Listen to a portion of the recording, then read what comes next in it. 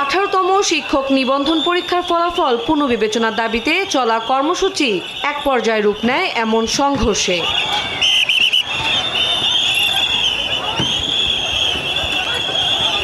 পুলিশের সঙ্গে আন্দোলনকারীদের দফায় দফায় চলে সংঘর্ষ। এ সময় বেশ কয়েকজন আহত হন। শিক্ষক নিবন্ধন পরীক্ষার ফলাফল পুনর্বিবেচনার দাবিতে রোববার সকালে জাতীয় প্রেস ক্লাবের সামনে অবস্থান নেন চাকরির প্রার্থীরা। এতে সড়কে যান চলাচল বন্ধ হয়ে গেলে বিপাকে পড়ে নগরবাসী। বিক্ষোভকারীদের সরিয়ে দিতে গেলে পুলিশের সঙ্গে শুরু হয় বাদানুবাদ। এক পর্যায়ে পরিস্থিতি উত্তপ্ত হয়ে ওঠে। পুলিশ জলকামান ও সাউন্ড গ্রেনেড ব্যবহার করলে ছত্রভঙ্গ হয়ে যান আন্দোলনকারীরা।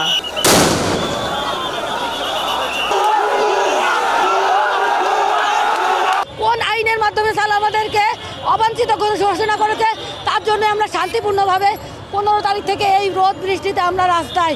বাট আজকে প্রশাসনের ভাইরা আমাদের বোনদেরকে, মেয়ে ছেলেদেরকে লাঠিচার্জ করছে, টিয়ার সেল নিক্ষেপ করছে।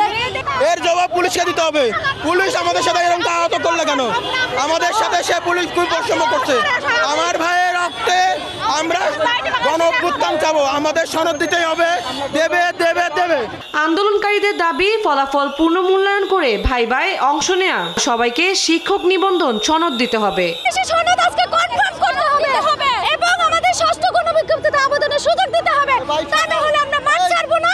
এতে যদি আমাদের লাশ হতে হয় আমরা হতে রাজি আছি, তবু আমরা এই মাঠ ছাড়বো না। এই সনদে যদি 40 পেয়ে যারা পাস করেছে তারা কিসের ভিত্তিতে পাস করেছে, আর আমরা যারা 40 পার পরও এই সনদ পেলাম না, তাদের কি অপরাধ? এনটিআরসি জবাব দিতে হবে। যে ভাই ভাই নাম্বার আমার মেরিট লিস্টে যোগই হয় না, সেই নাম্বারের জন্য আমাদেরকে ফেল করে দিয়েছে। আমাদের কি এই দাবি কি অন্যায়ের দাবি ছিল? আমরা ন্যায় দাবি নিয়ে এখানে আসছি, আমরা আমাদের সনদ চাই। পুলিশ এসে তাদের বারবার বুঝিয়ে সরে যেতে বলেন। এতে রাজি না হলে তাদের উপর লাঠিচার্জ করে পুলিশ। এমন ধাওয়া পাল্টা ধাওয়া বেশ কয়েকবার চলে।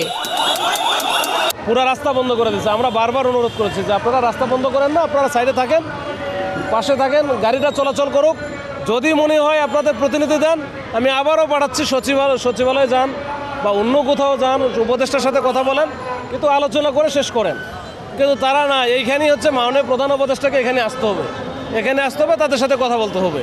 তো অনেক বোঝানোর পরে যখন হলো না, আমরা শেষে ওয়ার্নিং দিচ্ছি যে আমাদের আসলে কিছু করার নাই, আমরা আইনগত ব্যবস্থা নিব যদি রাস্তা বন্ধ থাকে। আমার কথা হচ্ছে জনদুর্ভোগ সৃষ্টি না করে আপনারা আন্দোলন করেন, সমস্যা নাই, কিন্তু জনদুর্ভোগ কেন তৈরি করবেন, কেন রাস্তা বন্ধ করবেন?